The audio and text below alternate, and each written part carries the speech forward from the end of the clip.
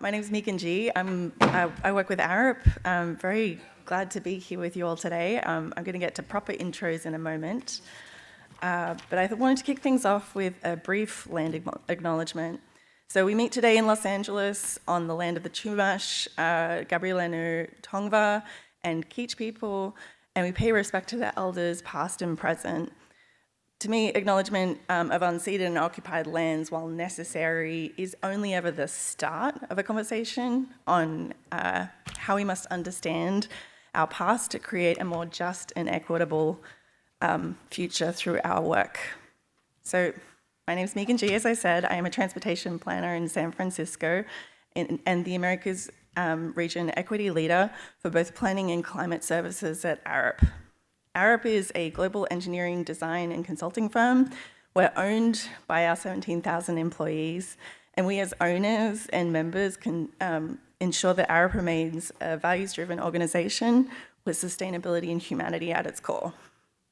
So on to our panelists. This is such a great panel today. I'm really excited about it. Obviously, due to time constraints, there's no Q&A, but we'll be outside to talk later if you need to. So we have some amazing people for you today. Eric Lopez, the Public Works Director with another fan club, the City of Long Beach. Liji Thomas, Chief Diversity, Equity and Inclusion Officer. Yeah, you can clap for Liji too. From the Metropolitan Water District of Southern California. And Ted Nguyen, Senior Manager, Diversity, Outreach and Inclusion from the Orange County Transportation Authority. What a lovely amount of enthusiasm. I'm loving it already. Okay, so I'm going to start with you, Liji. I understand the Metropolitan Water District of Southern California is one of 5 agencies in the US to sign the Equity and Infrastructure Pledge. Can you please share some more about how this has impacted procurement, community engagement, and the internal equity of your organization? Fantastic. Happy to speak to that. Hi, everybody. For those who are not familiar with the Equity and Infrastructure Pledge, Metropolitan Water District of Southern California is one of 5 national signers on the pledge, and it is a public commitment to increase procurement opportunities to historically underutilized businesses. And so we've signed on to the pledge. We're looking very intentionally at in our procurement efforts, what are the businesses that have been historically underutilized, women-owned, minority-owned, et cetera, and increasing our outreach efforts. For those of you who are here in California, you're well aware of Prop 209, which is the state anti-affirmative action law. So, we can't we're not doing set-asides, we're not doing quotas, but what we are doing is increasing our outreach efforts to ensure that everybody has equal access and opportunity with our procurement opportunities at Metropolitan. Megan, your question was, how does that affect other parts of the business? You cannot have a bold external commitment around diversity, equity, and inclusion without mirroring a bold commitment internally. So we're approaching the same things internally. We're looking at our data. We're looking at where talent is either stuck in the organization. Are there glass ceilings for women? They talk about bamboo ceilings for Asian talent. We're really looking at where are opportunities internally, what gets measured gets done. So really looking at the data, disaggregating the data, and really leaning into where employees seem to be stuck or exiting the organization, et cetera. This is a holistic 360-degree commitment, first and foremost to our employees. Through 26 member agencies, we deliver water to 19 million residents across Southern California. We are interfacing with our member agencies in the DEI conversation, as well as really being trusted partners in the diverse communities in which we serve. Thank you, Liji. It's so important. It's great to hear that you're making such great progress. Ted, so you have been doing this important work for a long time.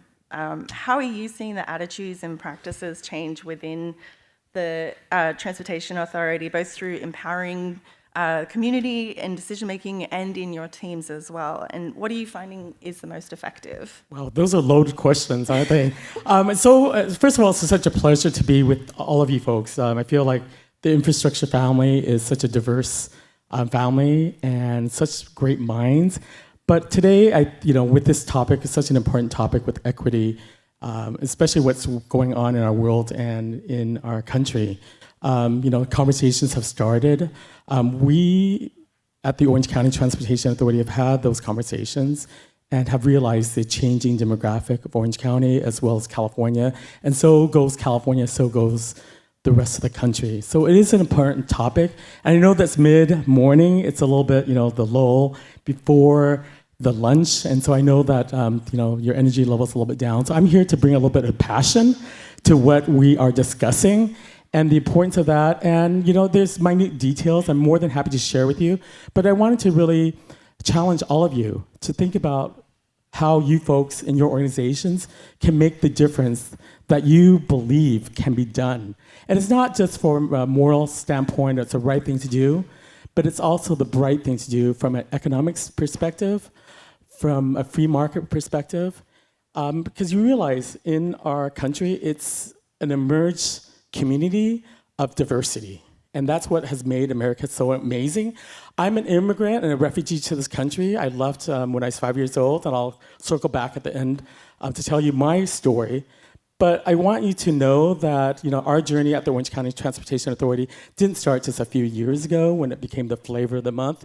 It's a deep-rooted commitment for all of us in Orange County and beyond to make a big difference. And we've done that with changing the way we look at solutions to problems. And we're not looking at it just from a purely technical perspective, but looking at it from a community needs assessment.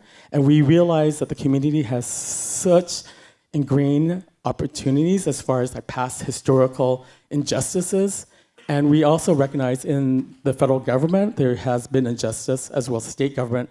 And there are massive amounts of funding opportunities with the Biden administration throughout the state of California, if you're fortunate to live here and work here. But there are funding opportunities that one can make a difference. I know that we released our funding package for our streets and roads, and I just looked at the list, and the majority of those happen to be in very well utilized parts of the community, but that have been underserved historically as well. So you're talking about Santa Ana, that is 85% Hispanic. Can you believe a community is 85% Hispanic?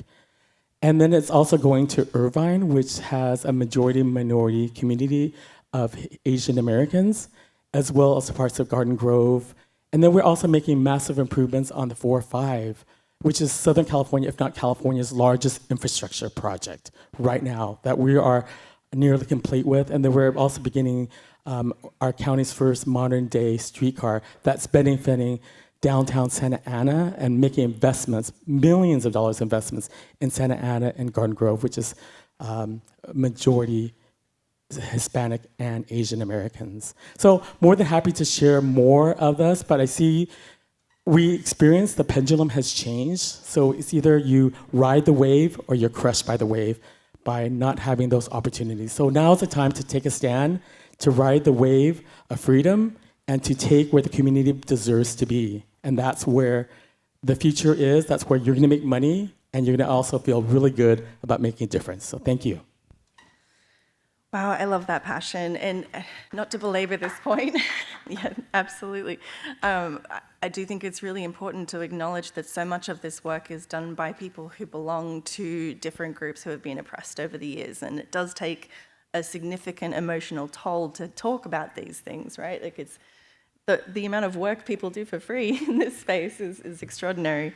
But let's move on to Eric. Eric, I hear the city of Long Beach has really made a significant effort to build trusted relationships in the community. How do you think this has influenced how the city's been investing in infrastructure projects?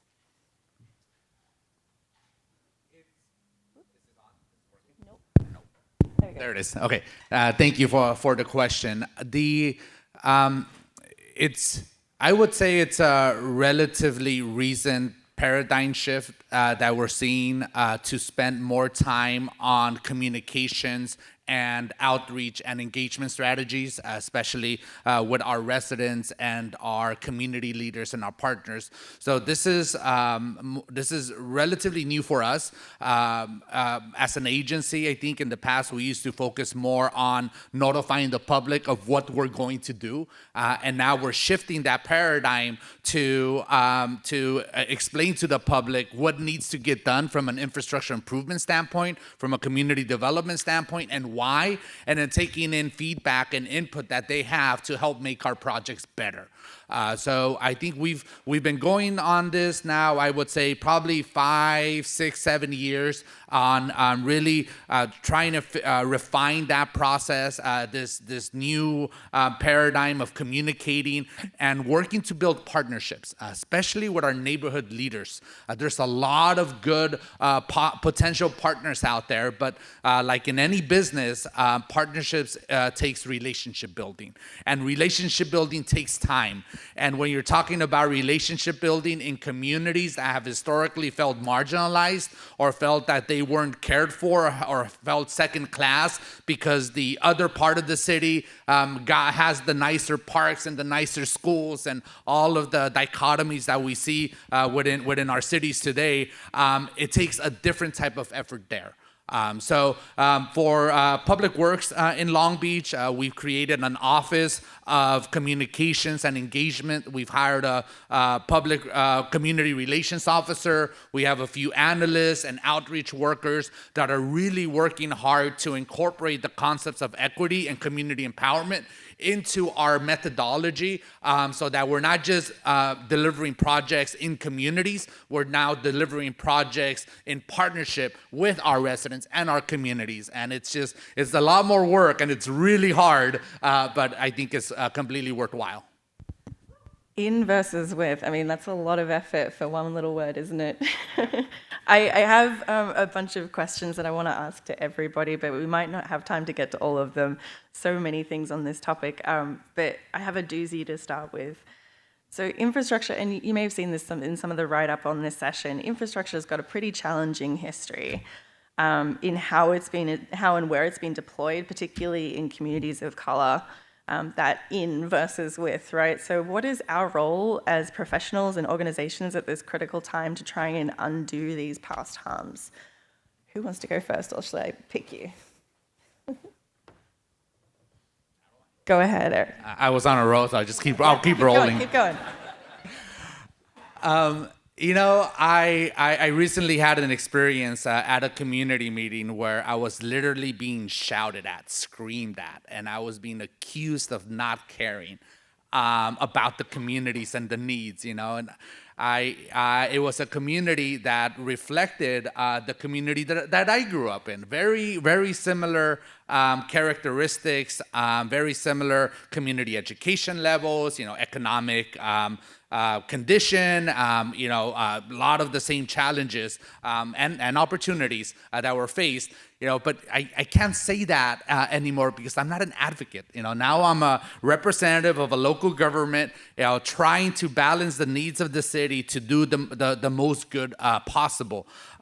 But, you know, one of my takeaways from that engagement was, you know, the need in public agencies to listen and to ask, why are they so frustrated? What have we done as an organization, not as individuals?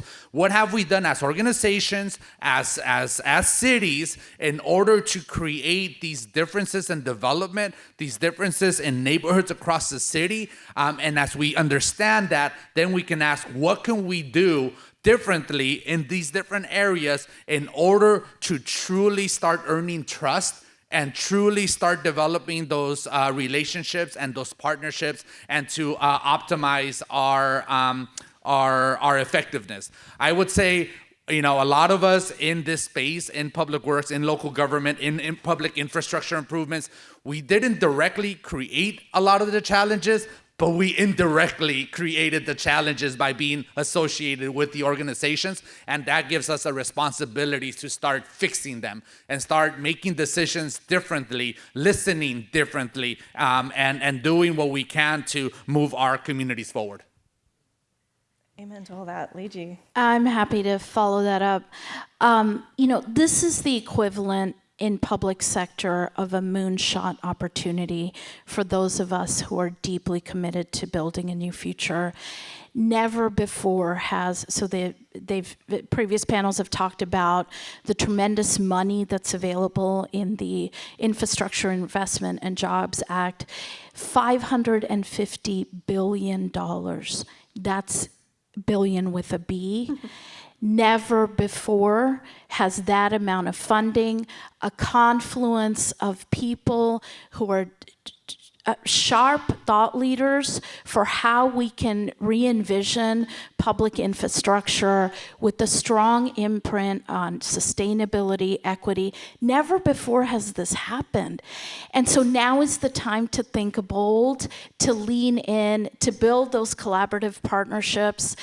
And if in our history we have had a history of codifying inequity, practices such as redlining in communities of color, now is the time to codify equity and to lean in on equity. And there's no shortage of work to do. There are no shortage of opportunities. This is a moment that if we do not seize this moment, it will affect the services that our communities are delivered, as well as the quality of public infrastructure for the next 100 years plus. So do not squander this opportunity. And many of the thought leaders are in this room, and this work, no one person will solve this or one institution, but we will do it collaboratively. I often think about that Margaret Mead quote, never doubt that a committed group of citizens can change the world. Indeed, it is the only thing that ever has. And as evidence of that, we are living in this great America. That's been a great experiment, and it's been a fruitful and beneficial experience. That shining light on the hill for the whole world. And along with everything that's been said, I also want to ask you folks internally within your organizations, are you folks aligned properly to take advantage of these opportunities or to meet these demands that the public has? The public has these demands, and the public funds everything that we do.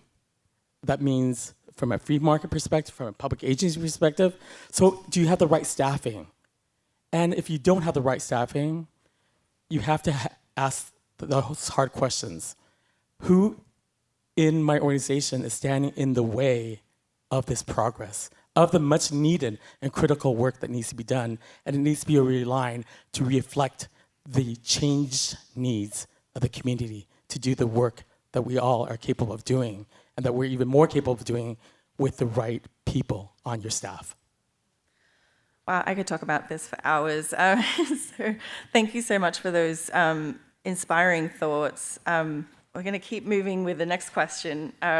What makes you optimistic about equity in our industry? I mean, you started to get at this a little bit. Given that we're at this point of change and flux, what is your vision for the next 50 years? Where should we be?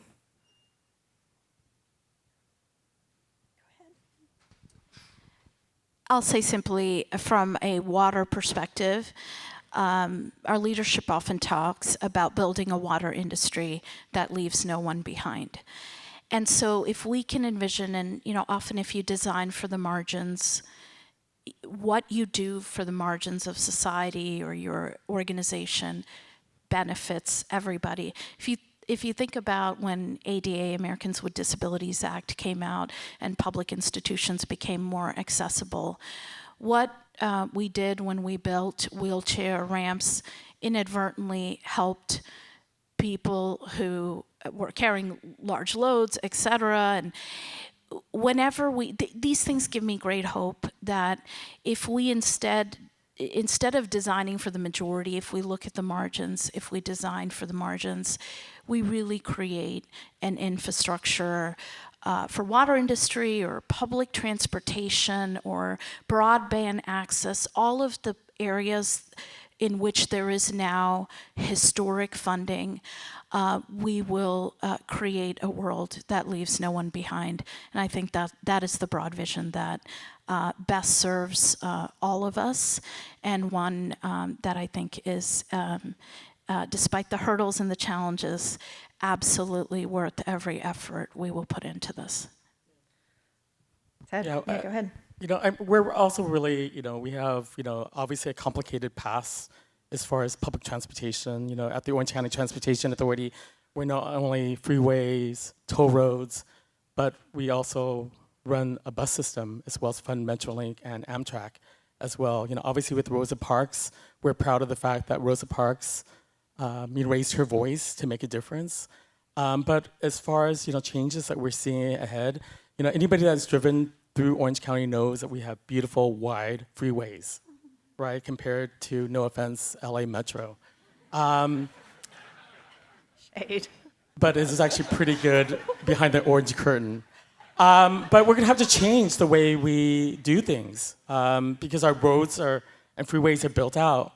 So we're going through that change now, and just along with the state, and the focus is going to be, or is, public transportation, and how can we make improvements and maximize the network, for all. And so those are things that are happening, as we speak now, and that's something that for some people it's very hard to adapt to. But for others, it presents a great opportunity. So that's the vision of the future. And I think the other vision of the future is the seismic demographic changes that are underway. And so it's reflecting the challenges and needs of that new Orange County, or that new California, and that new America. And I would add, I'm excited about the future, not only because of the federal infrastructure investment that you mentioned, but also the state is starting to reinvest in infrastructure too. And it was just a couple years ago that they started doing appropriations again for specific projects that have the equity and community development kind of mindset. So a lot of investment in parks, in major arterials with a focus on livability, and so I'm excited about that. But at the local level too, cities and other public agencies are starting to invest their own dollars as well. And you have this confluence of investments at the federal, the state, the regional, and the local levels that I think will create a once-in-a-lifetime opportunity to set up our public infrastructure for the next 100 years or whatever it is where the next wave comes in. So I think I'm excited about this wave. I'm excited about surfing it and making the best out of it. And while we're doing it, doing things differently. When I started working for my current agency, I remember I used to hear all the time, that's why we don't do nice things in our neighborhoods, because someone had vandalized a basketball court, or someone vandalized a public restrooms that was a little nicer than what we were used to doing. And so I've worked really hard to change that mentality, because you have to do nice things. You have to have the livability mindset in our public infrastructure, and we cannot allow the 1%, the 5%, whatever it may be, that's gonna vandalize property to ruin it for the other 99%. So I really, when you look at our infrastructure, we're building bigger and better playgrounds than ever before. In Long Beach, we installed 2 floating water-based playgrounds on our ocean. And it's free of charge for to kids, and it's all initiated by city, by the residents that support us. And then we passed Measure A, our own sales tax levy that is used for infrastructure improvements and public safety needs. And we set up a lot of expectations that we've met. And now we're going on the second generation of infrastructure improvements using those funds. So I just, I know there's a lot of cities represented here today. There's a lot of agencies represented here today. And I really think people are starting to understand the uniqueness of this moment and the energy that things like the 2028 Olympics are bringing in order to provide a motivation and an incentive to work hard and improve our communities and kind of have that momentum. So I'm really excited about the future. And I love this energy. I really could go on forever. as we're wrapping up, we've got about 3 minutes left. I thought I'd ask you all for, a final thought, something to close out on, something that is, really important to you that you want to communicate to this crowd. AG, you want to start? Sure. This work is not for the faint of heart. This is hard work, the continuous relationship building, the thinking about how do we rebuild trust in the communities that have been historically marginalized or harmed by intentional efforts to exclude. When the work gets really tough, I often remind myself that the only time you truly fail is when you think you're done. So keep going. Keep collaborating, keep re-envisioning a new playbook, because we are at a moonshot opportunity to redefine our public institutions in a way that best serves us all. And I look forward to doing that deeply important work with many of you all. Ted. And I appreciate, all the voices here. And don't think, that it being difficult, it can't be done. You can raise your voice and make a difference. And I wanted to share with you, my origin story of being in America. I fled Vietnam at the end of the war. My father, who was a naval officer fighting with the Americans, refused to leave. He didn't want to abandon his country, everything that he knew. But my mother, who had family members, Viet Cong communists, knew exactly what would happen to him if he did not flee with his 3 young children, me being the oldest. And so with that, we were at the Saigon Harbor. We had safe passage onto that helicopter. My father refused to leave. My mother, holding me, said, Nguyen Duc Niem, my father's name, if you don't leave, I'm going to grab your firstborn and jump into the Saigon Harbor. And with that, I realized, my God, I'm the firstborn child. And I do not know how to swim. So I cried. I shouted, I cried. That cry gave faith and inspiration to my father to have trust in God and have trust in America. And we built our new lives here, and we made a promise that we would always give back to the country that embraced us. And with the 58,000 American lives, their lives were not in vain. And I'm evidence of that. And so one voice does make a difference. It will make a difference. And it shall make a difference for all the lives that we will benefit here in America and then beyond. So thank you. Thank you, Ted. There's no way you can top that. That's awesome. Huge respect. Thank you all for being here. Thank you all for listening to us. The one thing I would leave you with is just focus on your staff. I know you are. Focus on the future leadership. We are growing as a society, as a community, and we have this responsibility to build the next generation of leaders. So I hope everybody's doing their role and their part to do that. So thank you. Thank you to our inspiring panelists here. Thank you for having us.